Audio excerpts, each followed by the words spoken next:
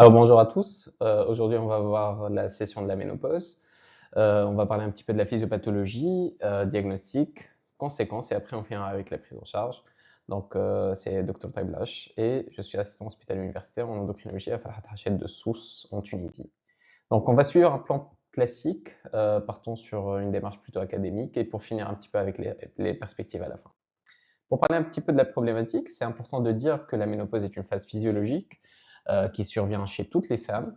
Donc, elle est caractérisée par un arrêt des sécrétions ovariennes. Et bien entendu, quand on parle d'arrêt des sécrétions ovariennes, on va parler de la fonction exocrine, de la fonction endocrine.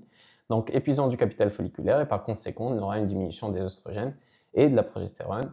Important à dire que certes, il n'y aura plus de follicules. Ceci étant, la femme garde un petit peu de sécrétion d'œstrogènes, notamment un petit peu de l'ovaire, mais aussi de la surrénale, bien entendu.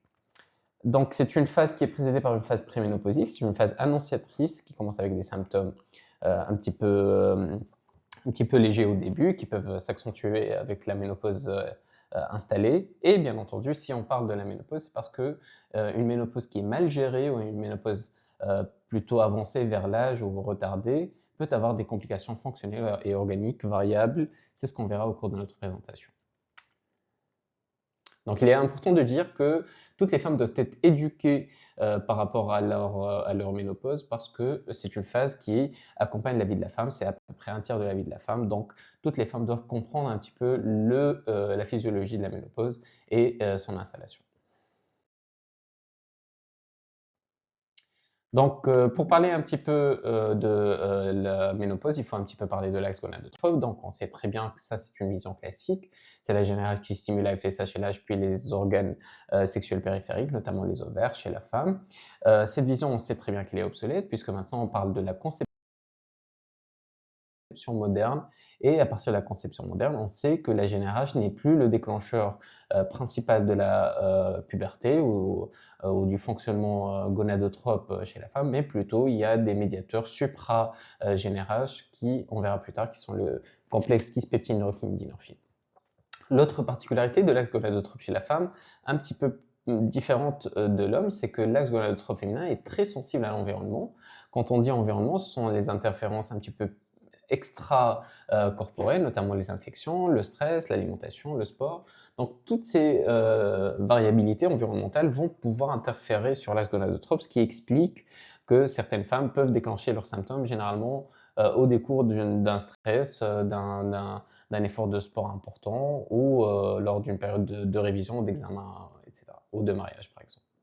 Donc le complexe kispeptine-neurokinine-dynorphine, c'est le complexe qui a été isolé pour définir le déclenchement de la puberté et le fonctionnement de l'axe du neurone GnRH. Donc on voit très bien qu'il est composé de trois éléments, le neurone kispeptine, la neurokinine et la dynorphine. Un petit peu en détail pour dire que là, c'est le neurone GnRH qui est en mauve et le neurone GnRH, il est sujet aux interférences, aux variabilités de sécrétion, de stimulation du complexe kispeptine, neurokinine, dynorphine. Donc, on sait très bien que la dynorphine, plutôt la dynorphine A, va stimuler le complexe neurokinine, kispeptine, neurokinine, le complexe kispeptine, et on voit que la neurokinine B ainsi que la kispeptine elle-même est freinatrice. Donc, dès qu'on aura la puberté, on aura un déclenchement du fonctionnement de ce complexe qui va stimuler la GnRH, qui va déclencher la sécrétion et la pulsatilité de l'axe gonadotrope. Et par conséquent, on verra plus tard que la ménopause, en fait, c'est aussi simple que ça. Il y aura une diminution des follicules périphériques, une diminution des oestrogènes, et par conséquent, on aura une levée de l'inhibition et une augmentation de la pulsatilité du complexe kispeptine neurokinine dynorphine, avec une augmentation de la pulsatilité de la GnRH qui engendrera l'augmentation de la FSH, qui est caractéristique chez la femme ménopausée. Pour parler un peu de la physiologie de la ménopause, ça c'est une courbe assez simple qui explique un peu ce qu'il en est de la femme en âge de fertilité. Après, il y aura une diminution du capital folliculaire, installation de la périménopause avec des cycles plutôt anarchiques, des fois un petit peu retardés, un petit peu avancés. Et bien entendu, au cours de la périménopause, des symptômes climatériques peuvent déjà s'installer. Et à la toute fin, on aura la ménopause évidente, diagnostiquée, caractérisée, qui sera définitive, inéluctable et avec une caractéristique qui est la baisse drastique des oestrogènes et l'absence de fertilité possible au cours de cette phase. Donc le profil hormonal qu'est-ce que ça va engendrer? En fait, les oestrogènes, vous voyez au niveau de la courbe, donc vont baisser, donc dès le début de la baisse, on aura le syndrome périménopausique et en conséquent, on aura une levée de l'inhibition de la FSH avec une FSH qui va s'élever et c'est ce qu'on aura le profil hormonal final au cours de la ménopause. C'est une FSH qui est élevée, généralement au-delà de 25 en termes de la norme de laboratoire, c'est la norme qui est utilisée pour le diagnostic, et une œstrogénémie, un oestradiol qui est bas. Donc c'est ce qui pose le diagnostic de la ménopause en termes de biologie, parce que le diagnostic de la ménopause il est plutôt clinique. Donc les effets des oestrogènes sont très pléiotropes. Les oestrogènes, c'est une hormone qui est très importante chez la femme. Elle permet une amélioration du fonctionnement de plusieurs organes, de plusieurs systèmes. On va en considérer quelques-uns puisque ultérieurement, ça va conditionner l'intérêt du traitement. Donc on sait très bien que les oestrogènes sont très importants pour le fonctionnement cérébral. Ils ont un rôle dans la cognition, dans la régulation de la température corporelle. Pareil, en ce qui concerne de l'activité sexuelle, on sait que les oestrogènes sont très importants pour la lubrification vaginale. Et bien entendu, il ne faut pas oublier que les oestrogènes confèrent une protection cardiovasculaire importante chez la femme, contrairement à l'homme, puisque les oestrogènes ont des récepteurs au niveau du cœur, au niveau des artères, et ça permet cette élasticité, cette amélioration de, du risque cardiovasculaire chez la femme. Et parallèlement à tout ça, on sait que les oestrogènes sont très importants pour l'os, donc on contribue au maintien de la densité osseuse. Donc c'est pour cette raison que si on voit une ménopause précoce, on aura une tendance à dire qu'il y aura un surrisque fracturaire chez ces patientes-là.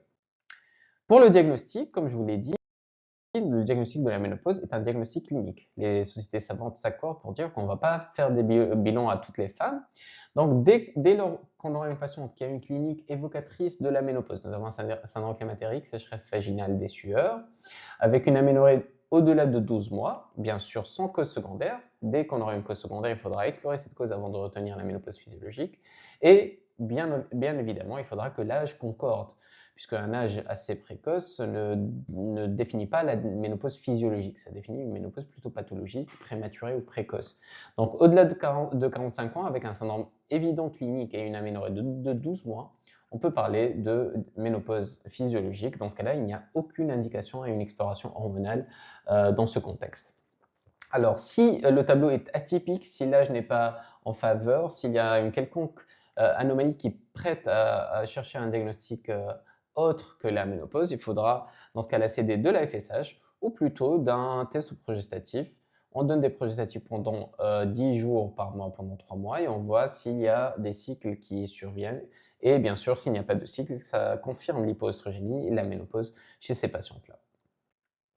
Pour les conséquences de la ménopause, classiquement, c'est le syndrome climatérique qui vient en premier, qui caractérise la baisse des oestrogènes par les manifestations vasomotrices, d'autres symptômes principalement liés à la température corporelle. Et il ne faut pas oublier qu'il y aura un retentissement au niveau de la peau, puisque les oestrogènes améliorent la qualité de la peau, l'atrophy vulvo-vaginale et bien sûr les troubles de l'humeur et du sommeil.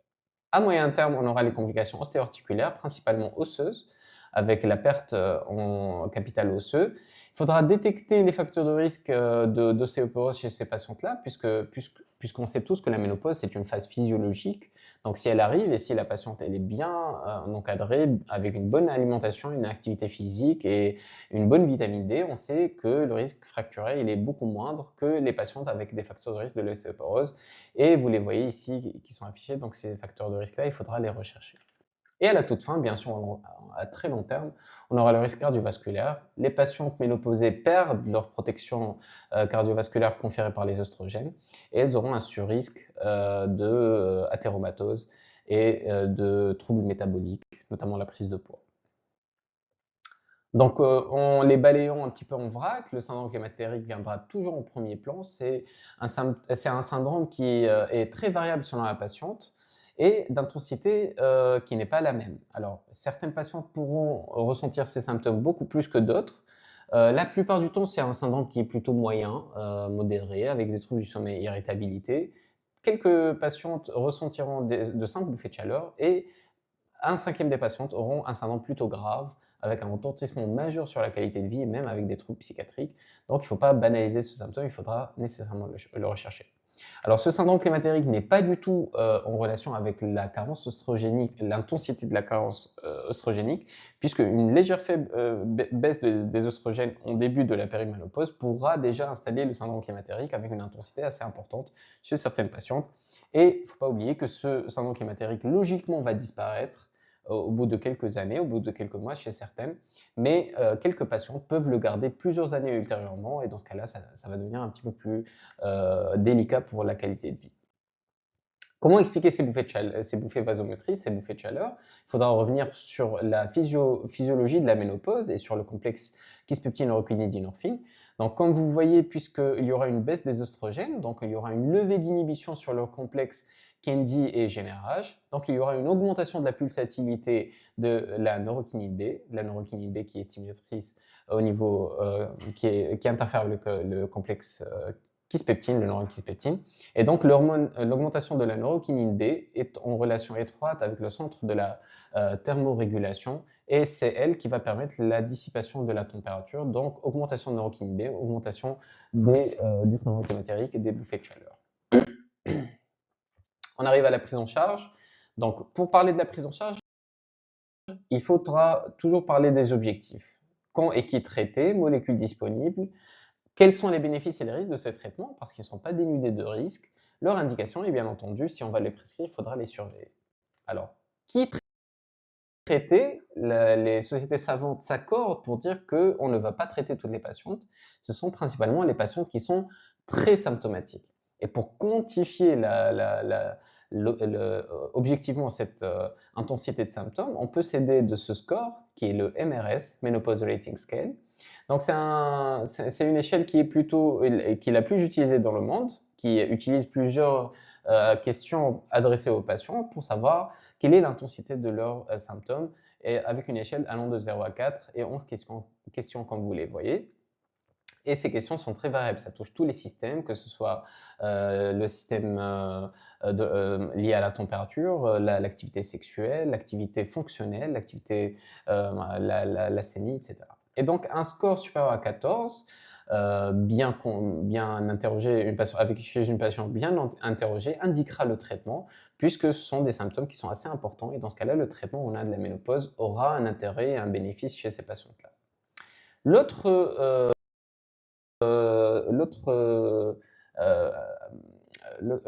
aspect qu'il faudra considérer par rapport au traitement de la patiente, hormis le score objectif de MRS, c'est la fenêtre d'opportunité. La fenêtre d'opportunité a été mise en place par les sociétés savantes pour dire que, en fait, à quel moment et à quelle période on pourra profiter pleinement des bénéfices du traitement hormonal de la ménopause.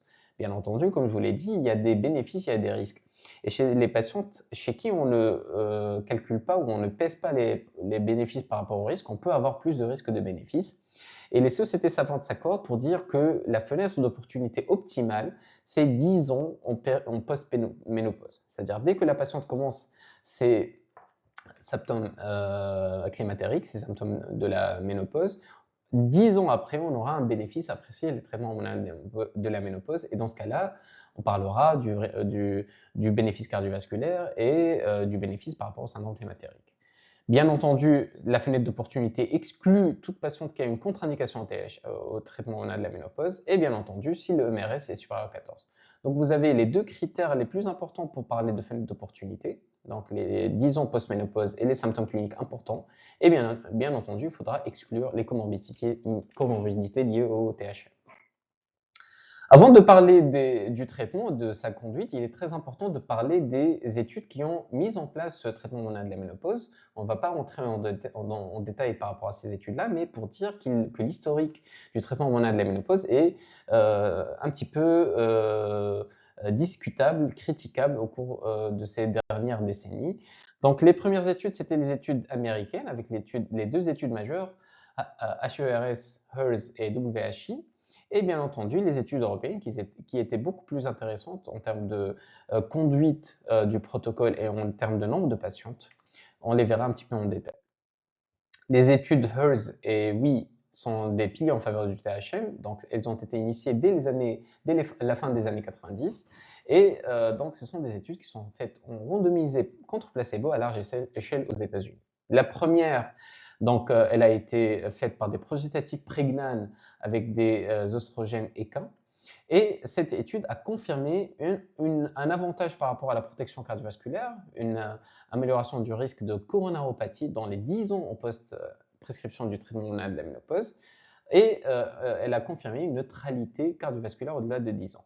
Par contre, cette étude a initié cette crainte des traitements hormonaux de la ménopause qui sont le surrisque thromboembolique. Donc il ne faut pas oublier, ces traitements, ce sont des traitements à base d'hormones et ce sont des hormones qui sont bien entendu associées au risque thromboembolique.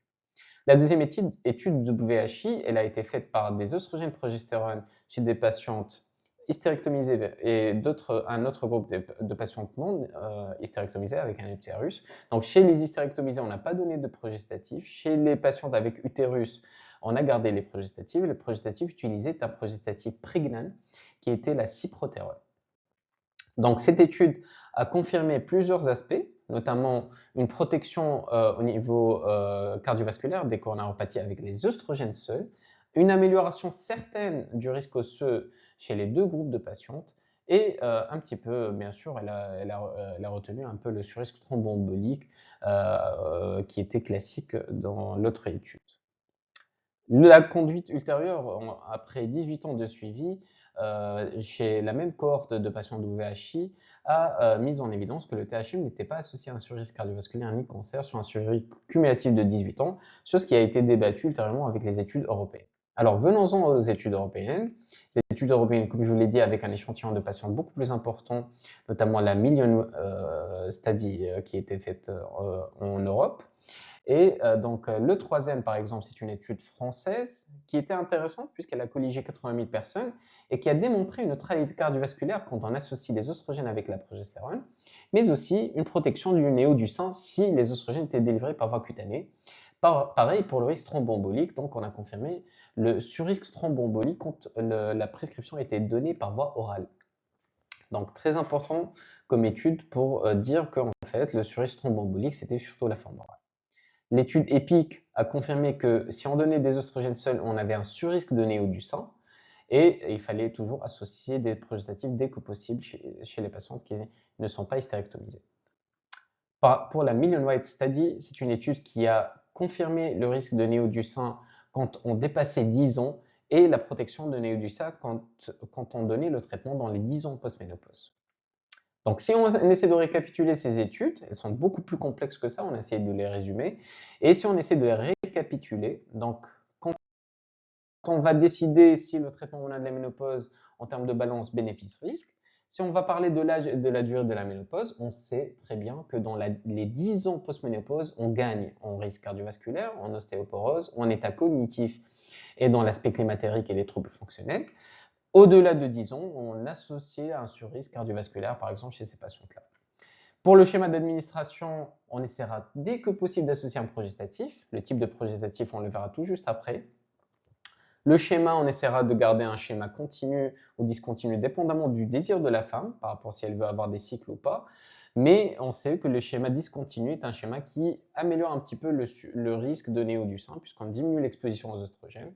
Donc voilà, ça dépend de l'évaluation initiale de la patiente. Pour la voie d'administration, les études sont claires. On essaiera dès que possible de ne pas favoriser la voie orale pour ne pas avoir un surrisque thromboembolique. Et bien entendu, il faudra évaluer nos patientes, notamment dans les contre-indications et dans les effets indésirables, notamment le syndrome métabolique, les aspects cardiométaboliques, le risque thromboembolique et bien sûr le risque néoplasique endométrescin particulièrement. Alors le progestatif à utiliser, bien entendu, on essaiera de favoriser un progestatif plutôt physiologique.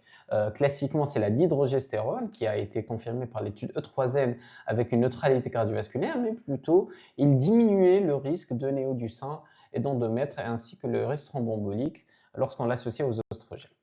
Par contre, les progestatifs prégnants qui ont été utilisés dans la WHI, même s'il est associé aux oestrogènes, avaient un surrisque cardiovasculaire, même s'il n'y avait pas de surrisque thromboembolique ou néo de l'endomètre, mais le progestatif prégnant est un petit peu à éviter puisqu'on gagne beaucoup plus en dihydrogestérone qu'en progestatif. Et bien entendu, tous les dérivés de la nortestostérone, que ce soit la première, deuxième et troisième génération, ne sont pas indiqués dans le traitement hormonal de la ménopause à cause du surrisque thromboembolique, du surrisque néoplasique et d'autres surrisques, notamment métaboliques. On va arriver au traitement et par rapport aux molécules disponibles. Donc, dépendamment du pays, dépendamment de la zone, on aura plusieurs présentations. On essaiera toujours de favoriser le 17-bêta-œstradiol, qui est un œstrogène bas dosé avec moins d'effets indésirables. Quelques exemples par rapport à la voie orale, notamment l'Oromone qui existe en Tunisie. Concernant la voie non orale, on conseille vivement la prescription en gel avec beaucoup moins d'effets indésirables et moins de risques thromboemboliques. Pour la progestérone, comme on l'a dit, on partira sur un progestatif d'hydrogestérone. Nous avons le Dufaston qui est classiquement retrouvé. Et à la fin, on aura les associations. Et les associations diminuent le nombre de prises, diminuent le nombre de médicaments et favorisent la compliance au traitement. Classiquement, c'est le Climaston, avec sa présentation 1 sur 10, 2 sur 10. Donc voilà, dépendamment de les effets indésirables du traitement, on partira avec un bas dosé 1 sur 10 ou un 2 sur 10. Pour les schémas, il y a deux types de schémas, le schéma séquentiel discontinu et continu. La différence principale, c'est en schéma discontinu, on aura des cycles, on aura l'arrivée des règles, et en schéma continu, il n'y aura pas de règles. Donc généralement, classiquement, on laissera la patiente décider si elle veut avoir ses règles ou pas, mais il ne faut pas oublier que le schéma discontinu diminue un petit peu le risque de néoplasie du sein. Donc pourquoi pas si la patiente a un facteur de risque quelconque dans ce sens-là. Pour les schémas de traitement combinés, pareil, on a le schéma discontinu-continu, donc c'est la même chose. Bon, bien entendu, c'est un traitement hormonal, et qui dit traitement hormonal, c'est un traitement qui a beaucoup d'effets indésirables, des effets pléiotropes, et bien entendu, il faut un bilan préthérapeutique. Alors, très très important de partir tout d'abord avec l'interrogatoire. L'interrogatoire lui-même va décider si le traitement hormonal de la ménopause est indiqué ou pas. Ce sera l'échelle MRS. Et avec ça, bien entendu, il faudra rechercher le facteur de risque avant de commencer la prescription. L'examen physique, j'insiste pour l'examen du sein, mais pas que, puisque l'examen métabolique, l'examen poids, taille avec l'indice de masse corporelle va conditionner l'indication ou pas du traitement. N'oublions pas un bon examen gynécologique avec un frottis. La mammographie est systématique avant de commencer n'importe quel traitement hormonal de la ménopause. Et le bilan sanguin, ce sera un bilan métabolique classique, glycémie, bilan lipidique. Alors, en initiant le traitement, normalement, après quelques mois du traitement, la patiente va ressentir une amélioration des symptômes. Mais il ne faut pas oublier que le traitement hormonal de la ménopause, comme je vous l'ai dit, contient des oestrogènes, un peu de progestérone, et ce sont des hormones avec des effets pléiotropes. Donc, donner des oestrogènes, il faudra toujours rechercher chez nos patientes si elles ont une mastodynie, une prise de poids, qui est en relation avec la prise de progestérone, la rétention d'eau, mais aussi un petit peu la prise de poids. Et quelques symptômes un petit peu neuropsychiatriques, puisque les oestrogènes ont un effet cognitif. Bien entendu, ça, ce sont des signes de surdosage. Si la patiente a la bonne dose, normalement, elle aura une diminution des symptômes climatériques, mais pas de symptômes d'effet indésirable. Bien entendu, il faudra aussi rechercher les signes de sous-dosage. Et les signes de sous-dosage sont classiquement les signes liés à la ménopause classique. Donc il faudra, dans ce cas-là, augmenter un petit peu la dose d'œstrogène. Si certaines patientes, elles voudront garder le traitement, même après la fenêtre d'opportunité de 10 ans, il faudra vraiment discuter avec la patiente. Il faut pas, c'est-à-dire s'il y a une moindre possibilité d'arrêter le traitement avec le bénéfice gagné, donc il faudra l'arrêter. Il faut discuter avec la patiente. Donc il faudra aussi surveiller cliniquement la patiente, le poids, l'examen des seins, mammographie et frottis, toutes 6 mois, 2 ans et 3 ans. Il y a quelques contre-indications au traitement de la ménopause qui sont très connues, notamment, comme vous l'avez vu, l'antécédent néoplasique chez la patiente, thromboembolique, les autres affections, notamment hépatiques, qui vont interdire le traitement puisqu'il a une clairance hépatique. Donc, il faudra vraiment rechercher les contre-indications absolues. Ne pas oublier qu'il y a des contre-indications relatives, par exemple si le diabète est bien équilibré, si l'hypertension artérielle est bien équilibrée. Dans ce cas-là, les patients on peut chez elles discuter le traitement hormonal de la ménopause, mais il ne faut pas oublier que ce sont quand même des facteurs de risque qui peuvent augmenter le risque de thromboembolique chez ces patientes-là. Les autres traitements, il y a une autre hormonothérapie androgénique, indépendamment des oestrogènes et progestérone, qui est à base de SDHEA. C'est la DHEA sulfatée et c'est un androgène à la base. Et selon les recommandations des sociétés savantes, en fait, la SDHEA a un intérêt plutôt dans l'activité sexuelle chez ces patientes. Donc, les patientes qui ont une symptomatologie plutôt sexuelle, avec une dyspareunie, une diminution de la lubrification vaginale, chez ces patientes-là, on gagne beaucoup plus en leur prescrivant la SDHEA que le traitement hormonal de la ménopause. Voilà, c'est une des rares indications de la SDHEA. Pareil pour les autres traitements non hormonaux, il ne faut pas oublier qu'il y a de la phytothérapie qui peut être intéressante chez les patientes avec contre-indication du traitement hormonal de la ménopause. Les ISRS comme traitement antidépresseur qui a aussi démontré une diminution des symptômes psychiatriques chez les patientes avec ménopause avec des symptômes intenses. Et il y a d'autres traitements qui sont considérés au cas par cas chez les patientes. Les mesures simples sont aussi importantes à considérer chez les patientes. Il ne faut pas oublier qu'il y a une alimentation, il y a une activité, il y a des vêtements qui augmentent la thermogenèse. Donc, il faudra toujours discuter aux patientes, leur expliquer que la thermogenèse peut être améliorée en diminuant l'apport alimentaire épicé, tout ce qui est à base d'aliments chauds, les soupes très chaudes, l'alcool qui augmente la thermogenèse aussi, la thermolibération, et bien entendu diminuer des vêtements qui sont plutôt encourager les vêtements qui sont légers pour diminuer un petit peu l'accumulation de température en dessous endogène.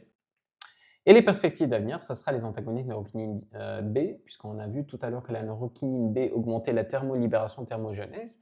Et donc, prescrire un antagoniste de ce facteur-là va provoquer une diminution du syndrome climatérique. Donc, c'est une perspective d'avenir. J'arrive à la fin. Donc, comme on a vu, la ménopause est une condition physiologique de la femme. Ça représente un tiers de la vie de la femme. Donc, ces patientes-là doivent être encadrées dès le début, bien avant de la ménopause, pour que la symptomatologie soit assimilée, soit comprise, pour qu'il n'y ait pas d'anxiété par rapport à l'installation de ces symptômes-là. Il faudra dépister, bien entendu, et prévenir le facteur de risque osseux et cardiovasculaire. Il faudra discuter des situations à risque dépendamment de chaque patiente. Et bien entendu, si on va prescrire un traitement de la ménopause, il faudra se baser sur une évaluation complète de la patiente, examen clinique, interrogatoire et discuter la fenêtre d'opportunité avec les bénéfices du traitement. Et voilà, je vous remercie et à bientôt.